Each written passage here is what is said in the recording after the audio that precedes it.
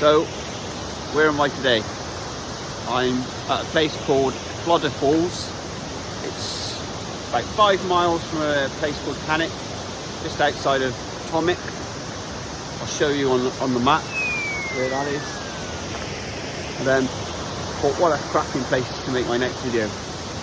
You know, there's so many nice places in the Highlands to come and see. You wouldn't believe it's in our country, some of the scenery. Hopefully you can see why I moved from South Wales to here. I'm not saying that South Wales isn't nice, but you won't find rows and rows of terraced houses in the Highlands.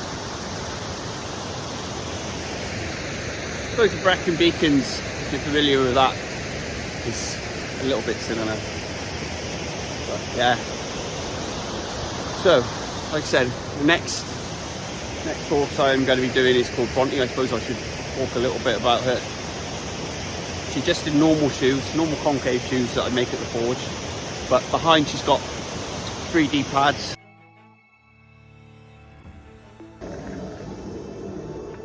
I'm here just outside my forge in Culloden Moor, 2 minutes up the road from Culloden Battlefield.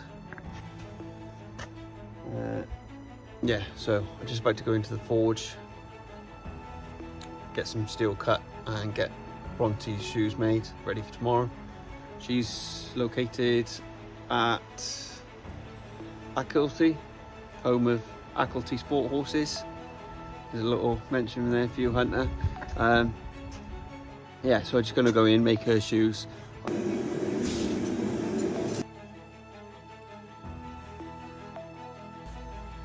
So when I am trimming feet, I like to trim them as short as possible, but still maintain a good depth of sole and a healthy frog. My reasons for this are, it increases my chances of maintaining or regaining the correct hoof pass and axes and correct phalangeal alignment, which will then take any pressure or strain off the tendons, ligaments or other soft tissues involved. My take on it is, when we're applying shoes, we are essentially increasing the length of the hoof wall through the thickness or depth of that shoe, which then creates leverage and causes any excess hoof wall to want to flare. My belief is you can have short feet but still have a good depth of sole. When I say a good depth of sole, I mean vertical distance between the bone and the ground.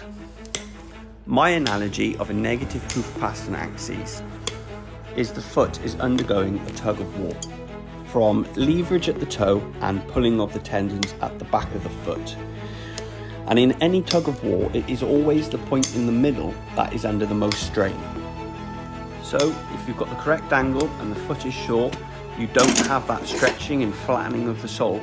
Because it is short, it is kept strong. This is why horses should be kept on a short, tight schedule so that the feet can be maintained. Farrier really should be maintenance and not firefighting.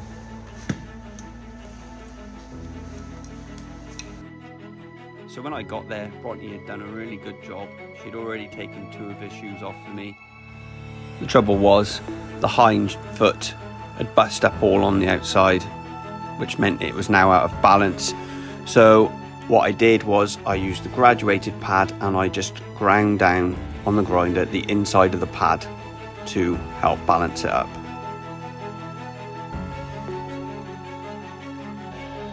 So you'll see me applying some grey antibacterial and antifungal clay. That is just to prevent thrush from growing underneath the pad and packing.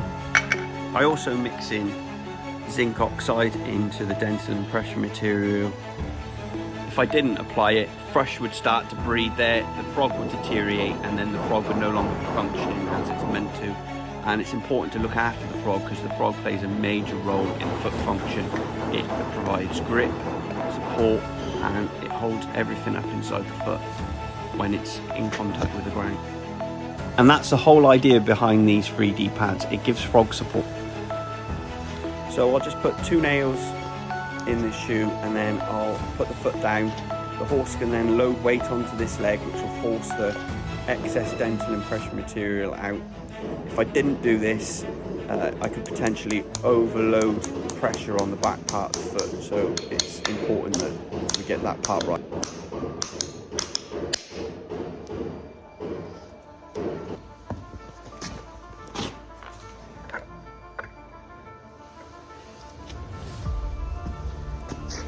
So, same process with this shoe. I've already done the first 2 nails and squeezed out the excess dental impression material. So all that's left to do with this foot now is to finish getting this shoe nailed, clenched, and then that's this one done.